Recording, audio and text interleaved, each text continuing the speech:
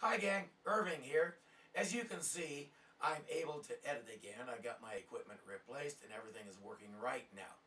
As you can hear, we're not out of the woods yet. This has been going on for 5 weeks and shows every sign of continuing for several more.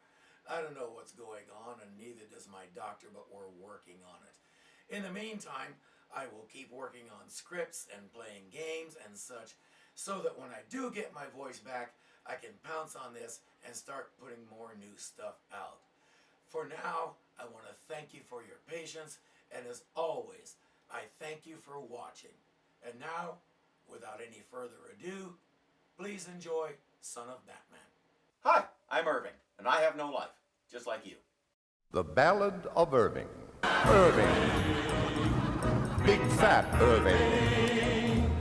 Big sport Irving.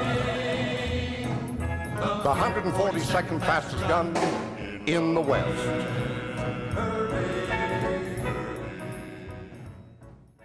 Oh boy, another game tie-in cartoon.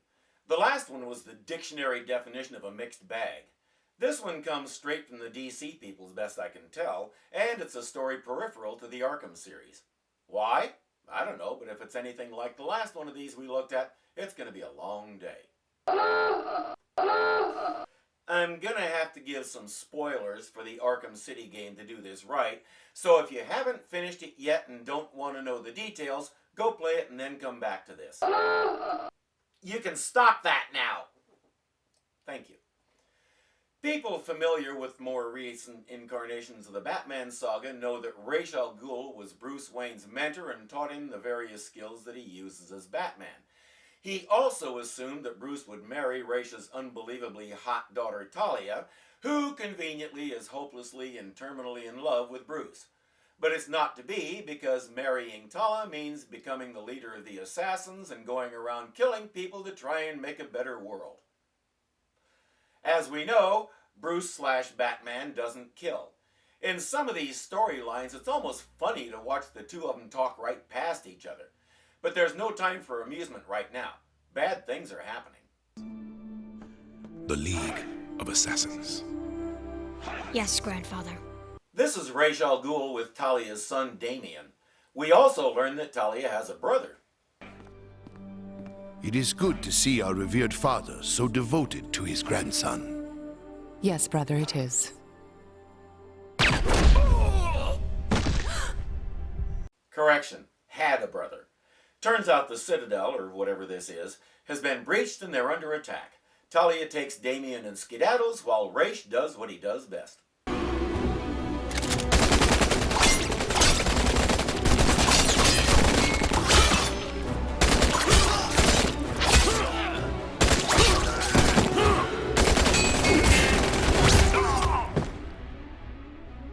Now, usually it's not a good idea to bring a sword to a gunfight, but obviously there is the occasional exception. But it's not over yet. In fact, it gets worse.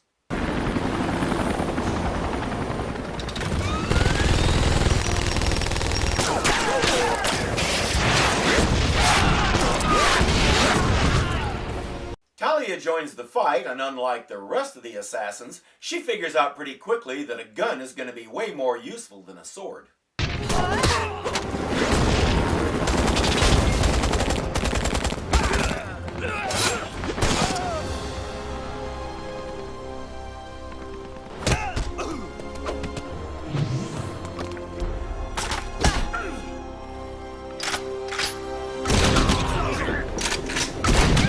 And she's good. She makes her way to a tower where there's a Gatling gun. Now maybe we can hold these guys off.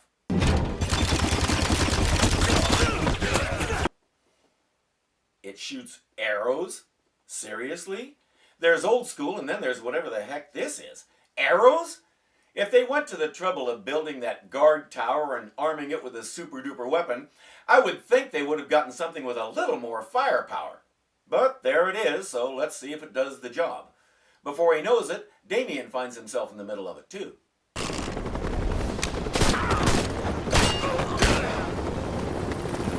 While that's going on, the compound finally brings out some heavy artillery to deal with those helicopters. Are those catapults? Do we have anything newer than the 16th century in this place?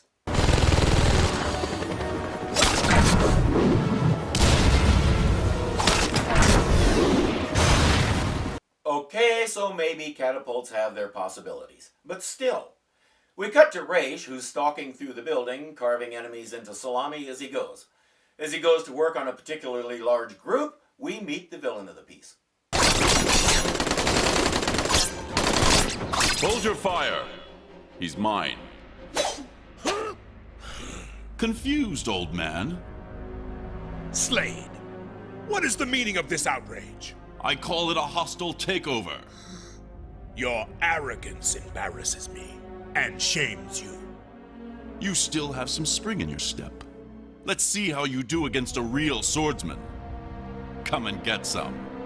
After you, boy. I may be old, but my wiener is still bigger than yours. How could you have pushed me out? I was your right hand. Your actions decided for you. He's in position. Let's move. Suddenly everybody runs out. This doesn't look good.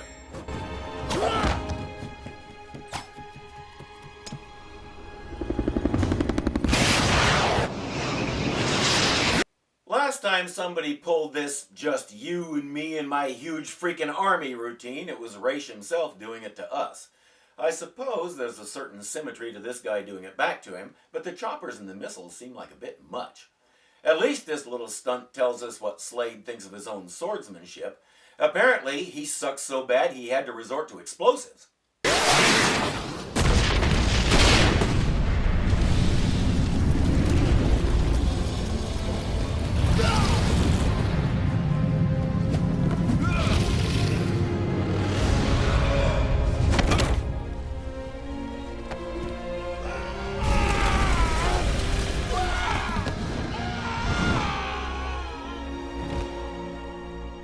Talia keeps shooting down helicopters with her endless stream of arrows, but it looks like it's too late. As she tries to hold on, Slade moves in to finish off Ra's al Ghul.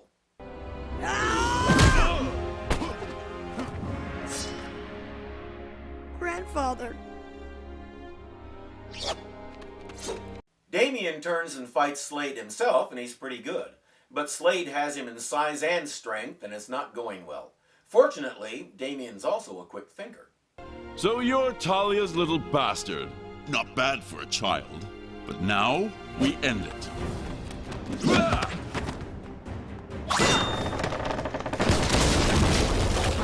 It doesn't stop him, but it slows him down and disorients him just enough for Damien to move in for the kill. Ugh. Now your heart!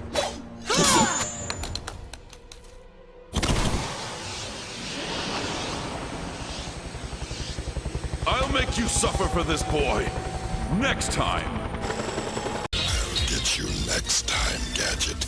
Why do they always think they have to say that? Talia and Damien hook up again after the enemy army leaves, and they discover that Raish almost made it to the Lazarus pit. But it's too late. He's already dead, and the pit can't restore him now. Damien can't accept it and won't leave, but Talia recognizes that they're still in danger and drags him out. Where are we going? Gotham City. It's time to meet your father. You didn't really think the whole son of Batman thing was figurative, did you? That takes us into the opening credits, which consists of the title, and that's it. Get right to it. Nice. So far, I noticed several things. One, the artwork is really good. The animation is smooth and easy to follow most of the time. We haven't actually heard Ra's al Ghul's name yet, which is really interesting. One of the things I like most is how understated Talia's appearance is. In the games, she's about 24 points beyond the end of the sexy chart, and really, it's something that I find hard to believe in the context where she appears. Here, she's dressed normally, still obviously incredibly beautiful, but it's a style of beauty that depends on itself, not on a bunch of carefully crafted outfits like in Arkham City. It's extremely well done and a nice change. The other thing I notice is, there's no way we're going to be able to fit this into the Arkham story arc. We just looked at Arkham City, where Ra's al Ghul wound up skewered on a wrought iron fence pole. Here, he was killed in an attempted takeover. In the Arkham story, Batman has Robin as a sidekick, even though we almost never see him. Here, there's no mention of a Robin. Batman is working alone. So even though this seems to be along the lines of the whole Arkham world, it has to stand on its own, and we can't try to fit it into something else. Okay then, armed with that information, let's check out this movie.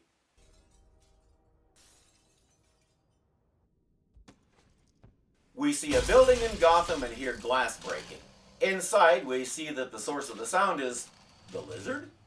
Isn't he a Marvel character? What's he doing here? Waylon Jones, a.k.a. Killer Croc. Stealing drugs isn't your usual M.O. That doesn't look like the Killer Croc I know. Granted, the only one I know is from the Arkham games, but even so, this guy is way different. You look like you've been working out, Croc.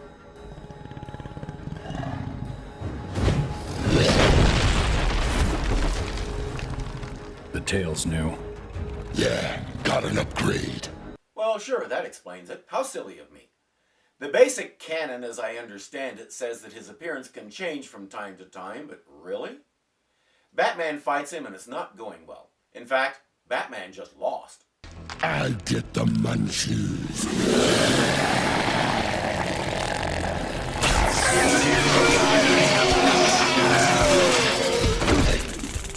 Hello, my love. You should have warned your playdate. I'm the only one who can bite you. The women in Batman's life are constantly saving him like this. He's easily the worst superhero of the bunch. He needs to stay in the Batcave where it's safe and let them do the heavy lifting. Once that's taken care of, the two lovebirds retire to her boat. Talia has changed into something that is definitely more comfortable, and Batman is being his usual morose self. Would you like a drink? Last time, that didn't go so well. Oh, you're right. If I remember correctly, I put a little something in your beverage. Same way I remember it.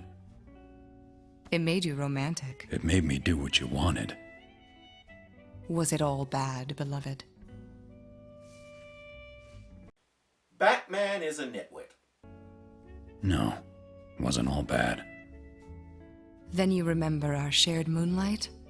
Some of it. The best parts? Talia, what do you want? I rest my case. Nitwit. She explains about Ra's death, the rogue who wants to take over the assassins, and finally introduces him to his son. Don't look so stunned, Father. I thought you'd be taller. Bruce and Damian leave Talia and head for home. They discuss why Damian is there and why Talia thinks Damian is better off with his father for now. I think Bruce is quickly learning that his son is a lot like him. What do you think? Better than with the League of Assassins. They taught me how to fight. And I take it not much else.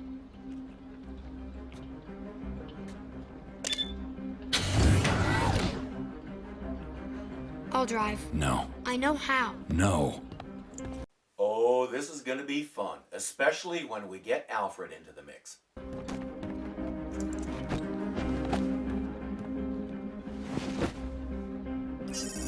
Alfred, Yes, sir? we're going to have company.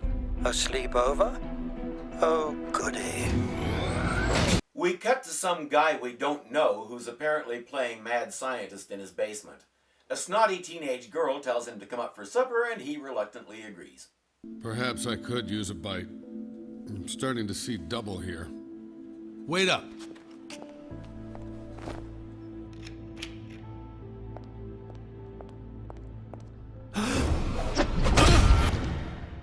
For supper, you get fillet of sole.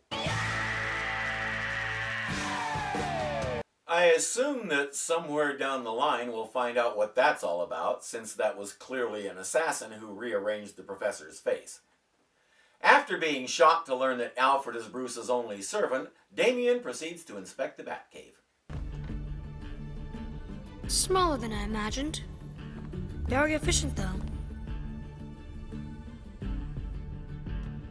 Okay, how well is this directed and animated? That look that Batman and Alfred shared was absolutely expressionless, and it spoke volumes. That's great work right there. He is the spitting image of you at that age. It's a bit chilling. Tell me about it. Look, you're gonna have to get him settled. I'm not sure how long he'll be here, but for the time being, this will be his home. Apparently, Bruce remembers what an obnoxious brat he was at that age. Prepare some tea, Pennyworth. Brown sugar instead of white. Fresh cut lemon, a china cup. Perhaps Master would like some warm mixed nuts and a moist hand towel. Watch yourself, Pennyworth. I'm not so young that I don't understand sarcasm. While I am much too old to care. Spitting image of Bruce, eh? Poor Alfred, he has to do it all again. Meanwhile, our kidnapped scientist wakes up to find himself and his family taken hostage. He reveals that he's been working on some kind of secret project, apparently for the assassins. This is how he finds out that he has a new boss. Who are you? Let me put it this way, Doctor. Ra's al Ghul has been retired. I am his successor. My name is Slade Wilson. You will call me Deathstroke. Back at Wayne Manor, Damien is out in the garden practicing with a sword he borrowed from some of Bruce's junk.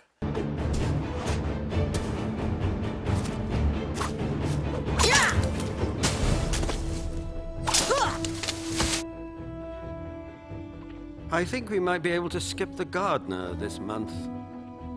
Well, he was trained by the League of Assassins. I myself am rooting for the shrubbery. This is the best Alfred I have seen yet. He has some of the best lines in the whole thing, and thanks to the fact that he's voiced by the incomparable David McCallum, they're delivered with absolute perfection. I love it. Bruce goes to work, and as he's surrounded by a gaggle of people throwing urgent trivialities at him, he gets a text from Alfred. Damien is gone. What is Bruce going to do now? What the hell? Your profit margin is down in Argentina. Someone is skimming revenue. Argentina? That's my division. Bruce! It's okay. It's all right. I'll deal with this. Found him. Damien has information. Deathstroke is a contact stationed here. In Gotham. We find him, we find Deathstroke. Question. When did they learn that he's calling himself Deathstroke now? As far as we know, he hasn't gone public with anything and hasn't come after him using that name. Damien only knew him as Slade, and Bruce didn't know him at all. Wow. Okay, it's a little one, but somebody should have caught it. Damien has an idea. Ubu's Deathstroke's right-hand man. He used to work for my grandfather. He stays in Gotham City between missions to indulge his vices, according to Mother. I looked up the rest. This is classified material. You downloaded this from the computer in the Batcave, didn't you? I hacked into NORAD when I was 6. It was easy. So they had powerful computers, enough knowledge about computers, and enough internet access for him to hack into NORAD at age 6, but they never heard of arming their guard towers with machine guns or RPGs or something else more effective than arrows. Right. Damien is determined that he has to kill Deathstroke to avenge his grandfather. Bruce keeps trying to explain why killing is wrong, but Damien is having none of it. He's going to kill the man who killed Ra's al Ghul.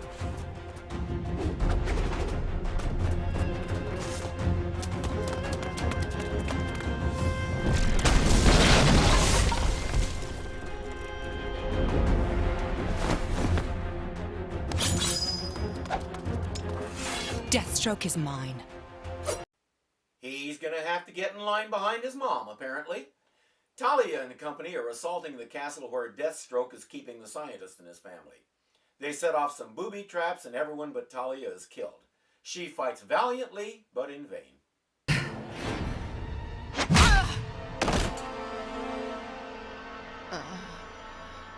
Poor Talia. Ra's would be so disappointed. Batman goes to Arkham Asylum to interview Killer Croc.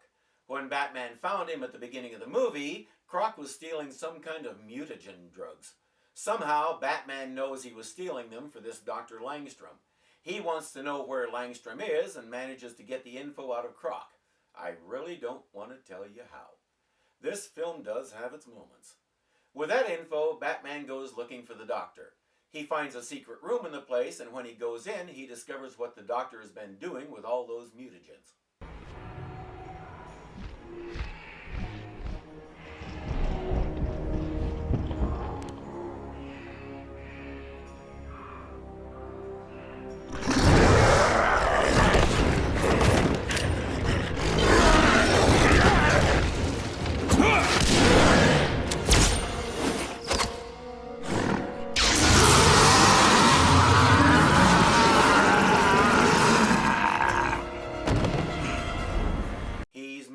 Flying monkeys. Alrighty then. And we see Batman using his latest and most complex and innovative gadget, a taser.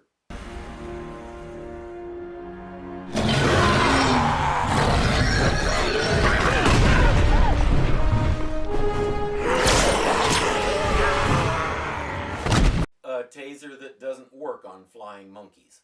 Lucky for Batman, his grapple does work. The monkey's down for the count, but as Batman goes to study it and try to find out what's going on here, a cruise missile comes his way. You heard that correctly. A cruise missile like the ones they used in Iraq. Batman grapples to safety, the missile hits and starts a huge fire.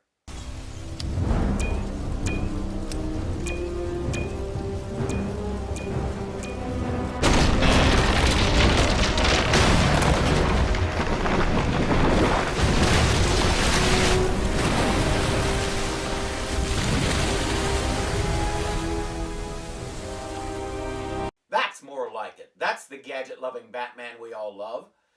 Damian has tracked down that guy who's Deathstroke's right-hand man. He confronts him in a hotel room where the bad guy puts on a pair of Wolverine-like claws and the two fight. Where is Deathstroke? Did you think it would be that easy? Just ask and I would talk. I don't want it to be easy. Huh?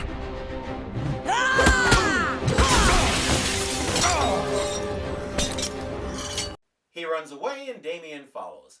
They fight again out on the street and Damian wins, but the bad guy refuses to talk. Damian says, talk or die. He chooses die. Damian is happy to oblige him.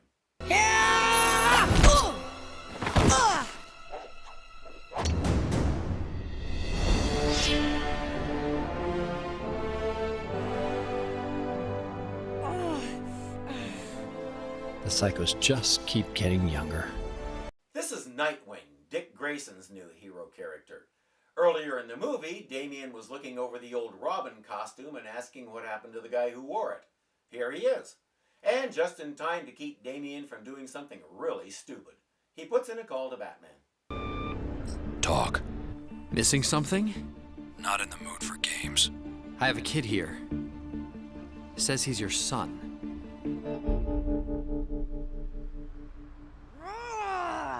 You have to love the condition in Nightwing's suit. Damian clearly did not want to cooperate. Back in the Batcave, Alfred is stitching up Dick's lacerations. Really ticks me off after all those lectures he gave me about using protection. Indeed. Are you all right, Master Dick? I took the cut. I can take the stitch. Maybe you need more anesthetic. And maybe you need to go Master Dick! Damian is still eyeing the Robin suit. He tries to tease Dick by saying that it's effeminate, but Dick knows what's really going through Damian's mind, and he tells him he'll never be Robin. I don't need some insipid costume and a bird name. I'm way beyond your kind of simplistic training, as you saw tonight. Don't forget, you lost that fight. Ooh, need a little aloe vera for that burn, Damian? Batman checks in on the guy Damian almost killed, and that triggers a huge argument. Dick is caught in the middle as Batman tries to explain to Damian that killing is wrong, and once you cross that line, it's all downhill. He shows Damian a throwing star that he found at Langstrom's place. Damian identifies it as a League of Assassins star. Damian has never heard of Langstrom, but now it's clear there's some kind of connection between Ra's and Deathstroke, and so it's time to go find out what it is. And Batman makes a decision. I need to find out. I want to help, like he used to. It's bad enough you've given yourself away and let them know we're onto them, but you're letting vengeance guide your actions. You've never felt vengeful? Every day. You have to keep your center, Damien. You can't fight crime by becoming a criminal. From now on, stay close. That's an order. I can do that. Wait a minute. I'm not gonna like this, am I? Nope. I have a feeling that's putting it mildly. Now, there's one thing I don't get so far. When he's talking to Talia or Dick or Damien or Alfred or anybody who knows his real identity, why does he still do the Batman voice? Why doesn't he talk normally to those people? Does the suit modulate his voice? It seems a little weird to me that he keeps doing that with the people closest to him. So, any guesses what it is that Dick isn't going to like?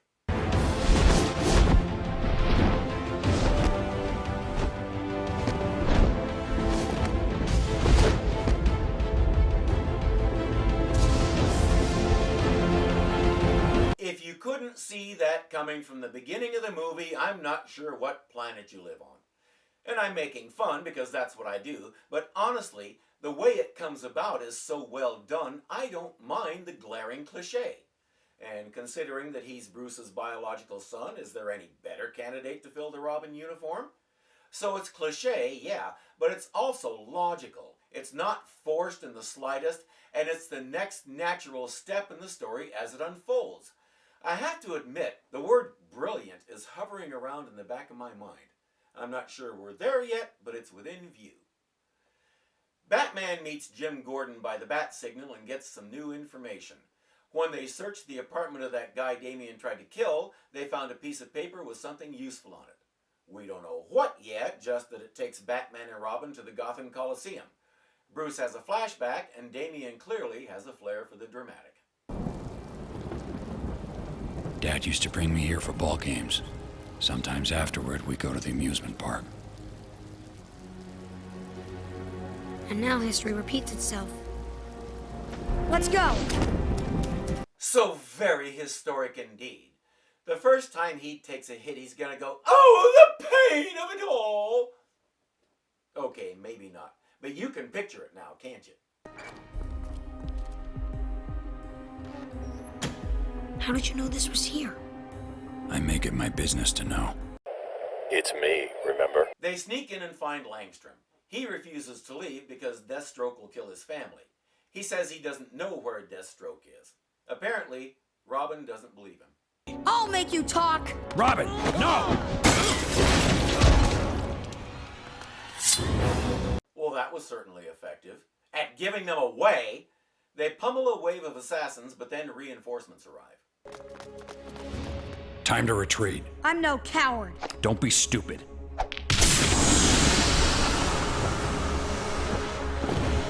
Come on. As they run across the field, Batman suddenly skids to a halt and tells Robin to listen. They look up and see who knows how many weird things hanging from the ceiling. This isn't going to be good, is it? Nope. Well, what are they? Man-bats. Wait a minute. He actually knows what they're called? How? I make it my business to know. And I thought you were the Man-Bat. Copyright infringement! Well, now what? They fight off enough of these things to grapple up into the rafters where it's harder for the monsters to get at them. Next, we see some really incredible, superbly done fight scenes that I'm not going to spoil for you because I want you to be able to enjoy them in the context of the movie like I did. But even with all that, they're outnumbered and in trouble. Okay, now what?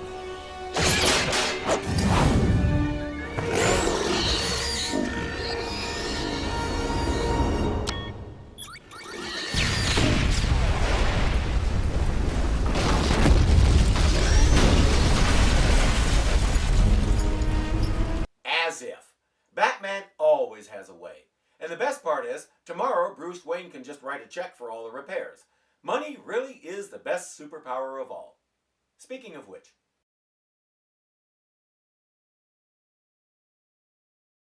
They catch up with Langstrom, blindfold him, and take him back to the Batcave.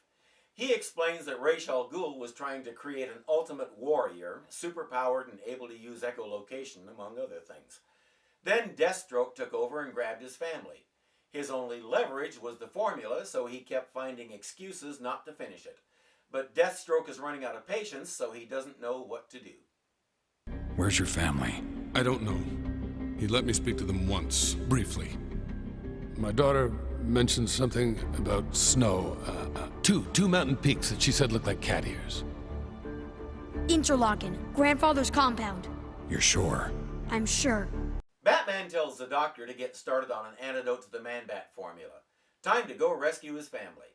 At the Stronghold, Deathstroke is watching video of the new Robin in action. He can tell it's Damian and waves it in Talia's face. He demands to know who Batman is, and Talia tells him, "Don't worry about finding them. They'll find you." Deathstroke's not very good at this taunting stuff. He always seems to come out on the losing end. In the Batplane, Batman explaining to Damian the difference between their childhoods. They both had major traumas, but where Bruce had friends who cared about him and rallied around him, all Damian had were trainers who were doing their job. There's a big difference, and it looks like Damian is starting to think about it. They make their way into the fortress, how we don't get to see, and start searching cells. It's gadget time.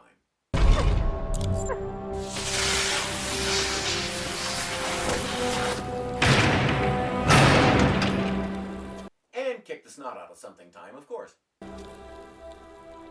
Please, don't hurt us. Please. We're not here to hurt you. Oh, Batman. Thank heavens. Why did he stand there so long? Why did he let him sit there trembling in fear before he revealed himself? Batman is a cruel hero. Where's Kirk? Safe.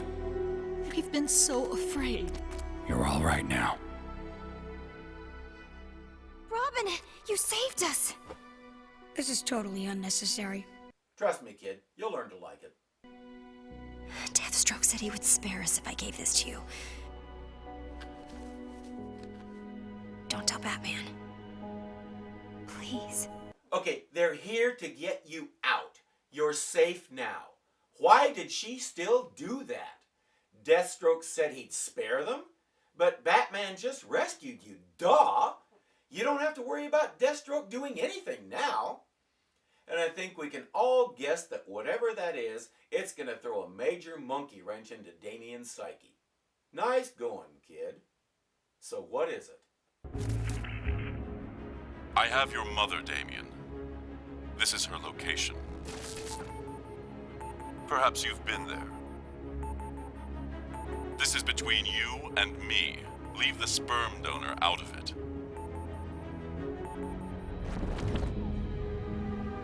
I'll give you 48 hours before I end her suffering. Be worthy of your heritage, boy.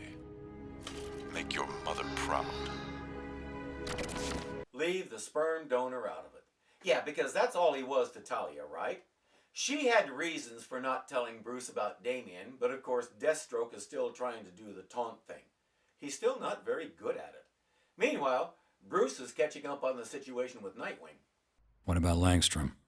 Ever since I told him his family's safe, he's been a scientist on fire. Once actually on fire. Something exploded, I had to put him out. Minor burns. I love the way that was delivered so deadpan. It's a really cliche joke that's presented as an actual situation, and it's hilarious. These writers have done an excellent job of putting new spins on old gags like that. I'm really enjoying it.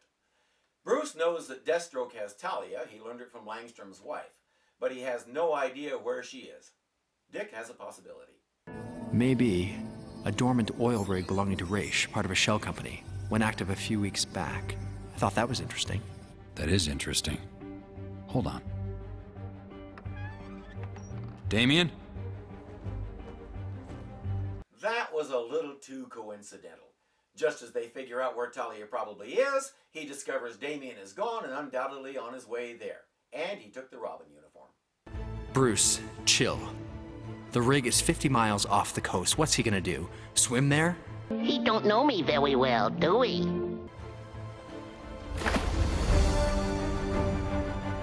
That's exactly what he does. He makes his way onto the rig, quietly taking out guards as he goes. He spots Deathstroke getting into an elevator, pries the doors open, and follows. As he rides on the car carrying Deathstroke, he suddenly realizes where he is.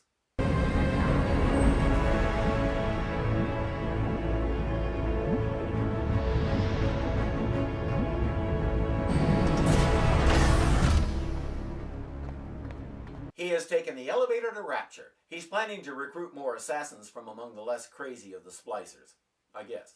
Let's find out. Robin follows him into this place, once again using stealth as his greatest weapon.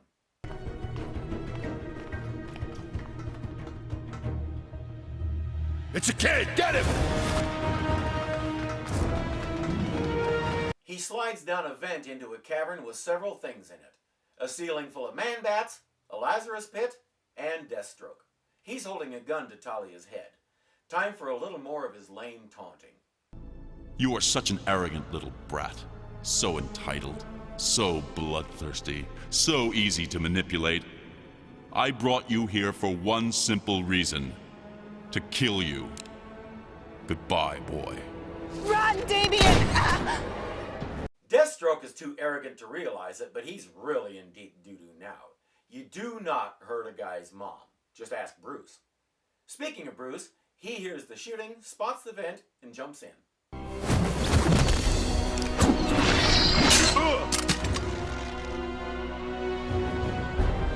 I don't care if I'm Deathstroke, Irving, or Herkimer Schnaps down the street. I don't think I want Damien looking at me like that. Being the noble, honorable, man-to-man fighter he is, Deathstroke sends the whole cavern full of man-bats after them.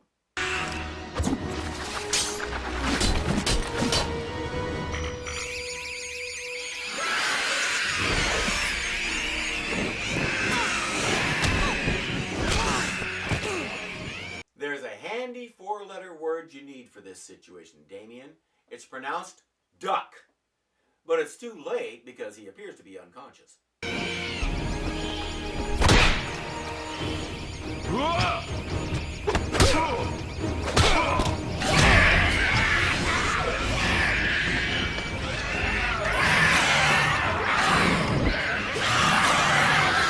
I'm sorry, only 8 passengers at a time, please. Some of you will have to wait for the next car.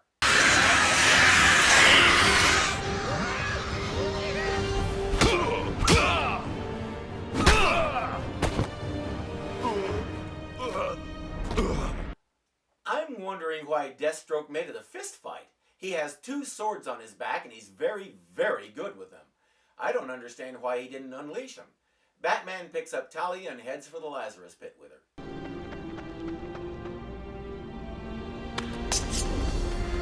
Damien! I'll end him! I swear! He's reverting. But you know something? Considering the shape his mother is in right now, I can't blame him too much.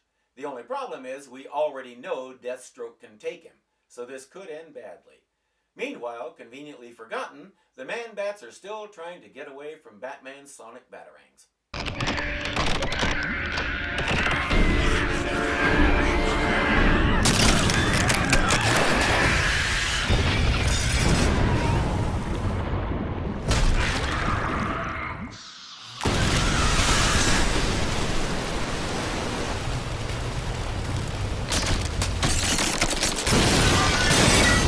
You had to know that was going to happen.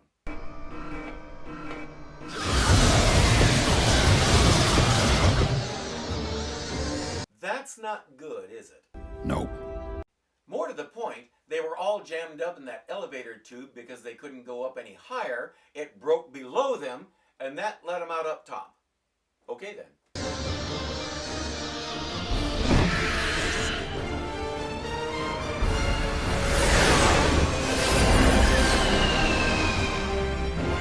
Just in time. Amazing how they do that.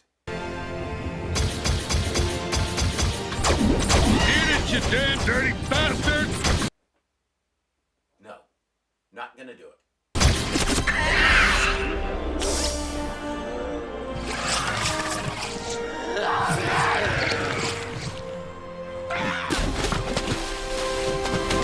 I'll assume they have some plan for fishing those guys out of the ocean. While Batman puts Talia into the Lazarus pit, Robin catches up with Deathstroke. And it may get me nailed for some copyright stuff, but frankly, this sequence is so incredible, I'll take the chance. I'm just gonna let this run.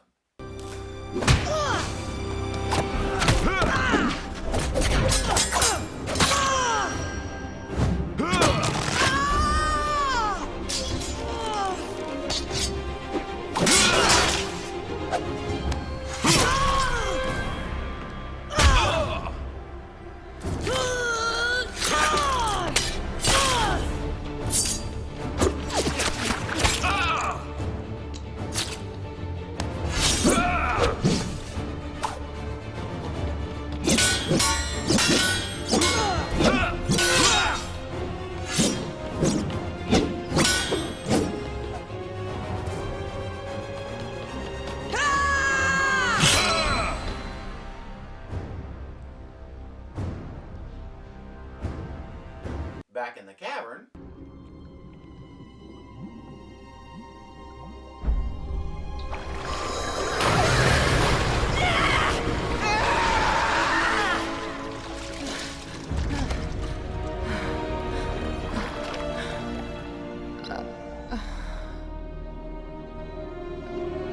that thing must be about 200 degrees. They always come out of it screaming.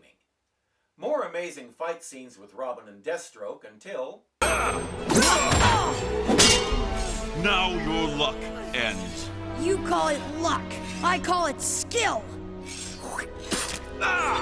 Quit trying to do the clever quips, Deathstroke. You suck! Damian has bested you every time. Give it up. Batman and Talia try to have a tender moment, but a gigantic wall of water cuts it short. Time to get the hell out of there. Back to Damian.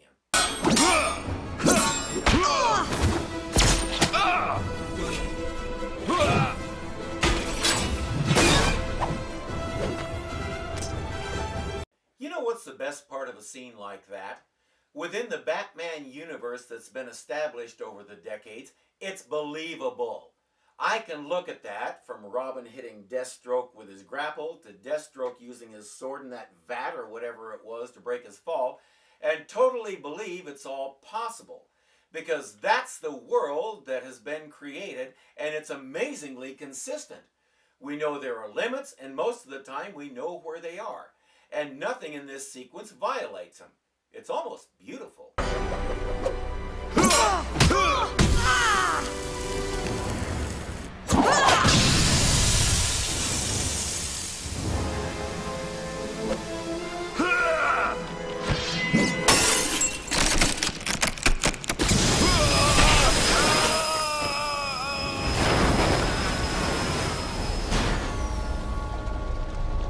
In good Batman fashion, Robin finally defeats him using his brain. Of course, Deathstroke kind of asked for that. What kind of an attack is this?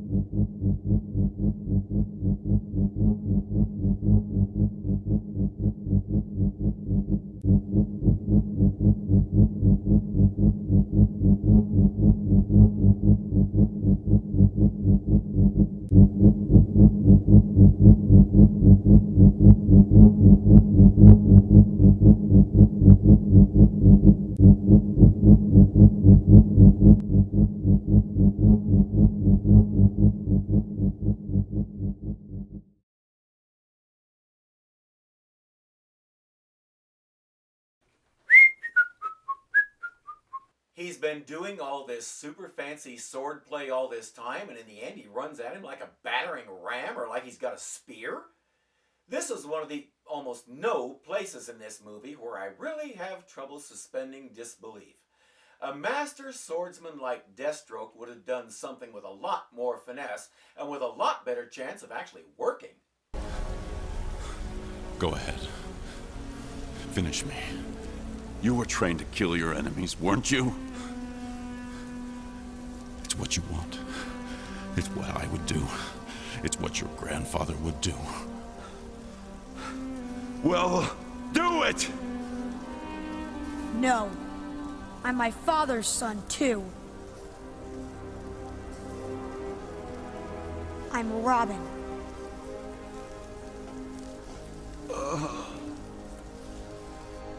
Deathstroke's failure is complete.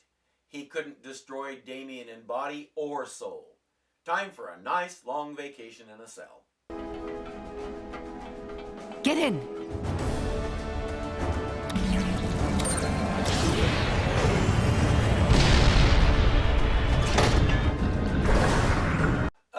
What about Deathstroke / Slade? As far as I could tell, he's still alive, and Batman and Robin don't kill, so shouldn't you be taking him with you?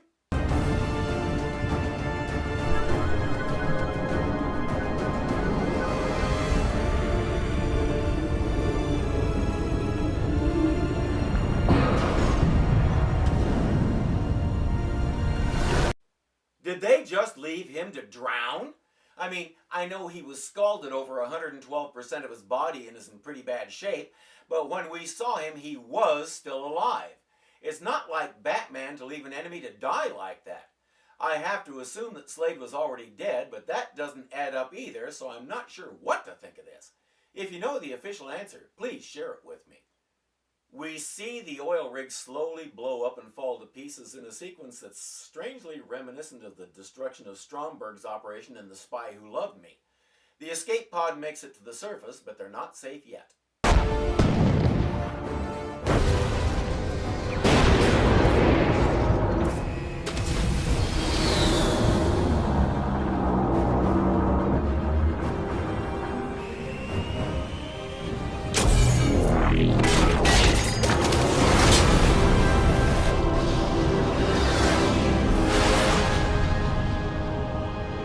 Gadgets to the rescue! Now they're safe. As Talia gets ready to head back and work on rebuilding the League of Assassins, they're trying to decide what to do with Damian. Damian should stay with me. He will want to be with his mother. He's Robin now. He stays with the Batman. I'll see you in court! No, when Damian gets there, Talia can see that he wants to stay, so she gives in. Learn from your father, Damian, for he is very wise. And you are the future.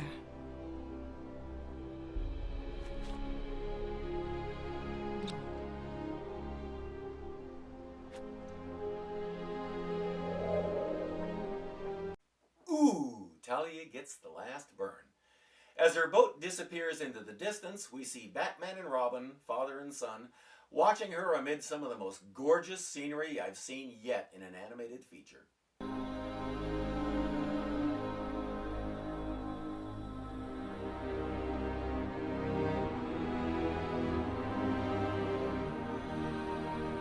Let's go home, Damian. I'll drive. No. I know how. No. And we end with one more yelp of laughter. That was Son of Batman. How was it? Quite good.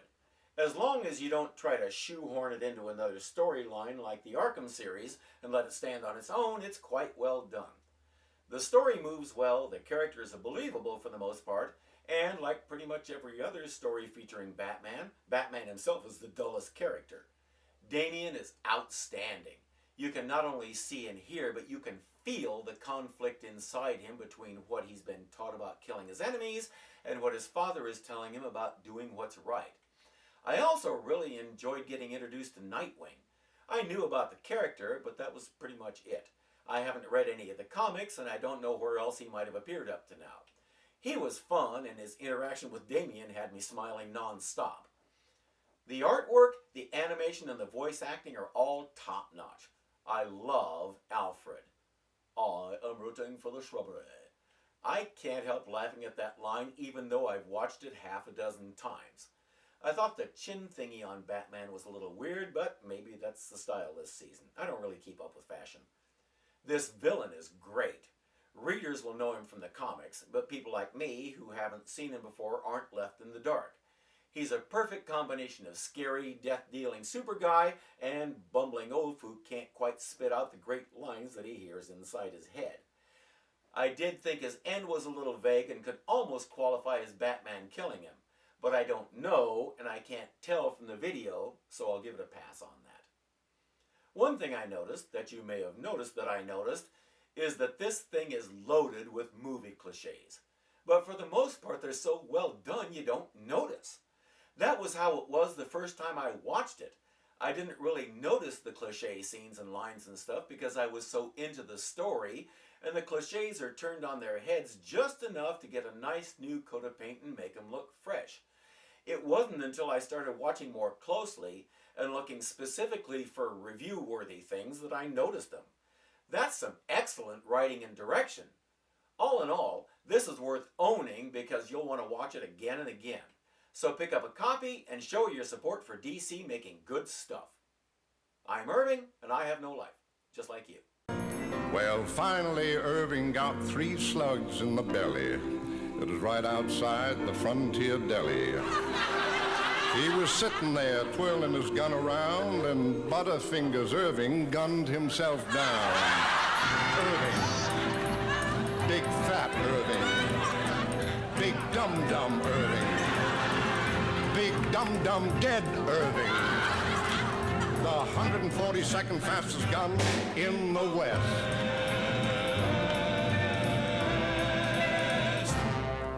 Really? I myself am rooting for the shrubbery.